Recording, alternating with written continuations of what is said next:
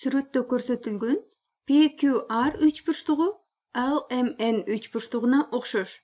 Анда тангенс R канчага барабар?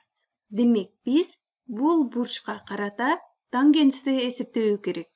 Тангенс эмне дейт болчубуз? Тангенсти табуу үчүн биз бул üçburчтуктун тангенс бурчуна карата карама-каршы жагын катетке бөлгөнгө барабар болчу. Жазып алабыз. Карама-каршы жакты бөлөбүз катетке. Катетке бөлөбүз. Анда кайрадан жазып алабыз. Тангенс R'ды эсептөө үчүн биз демек карама-каршы жак бул жак QP. Демек QP жагын бөлөбүз керек PR'га. PR жагына бөлөбүз. Ал эми бул жерде берилген эки üçburчтук окшош деп жатат. Демек, бул üçburчтуктардын жактарынын узундуктары дагы бири-бирине барабар.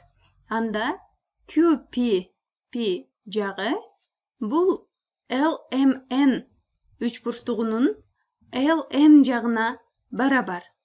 LM жагына. Ал эми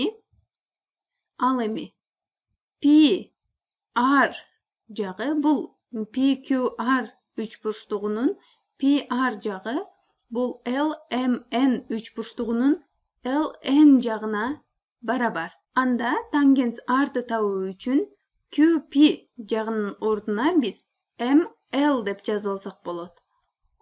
ML деп жазып алсак болот.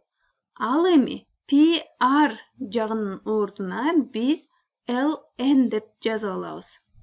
LN деп жазып алабыз. Анда бул жерде ар бир жактын узундугун жазып алабыз. MLдин узундугу 4кө барабар. Ал эми LNдин узундугу 3кө барабар. Демек, тангенс R 3дөн 4кө барабар.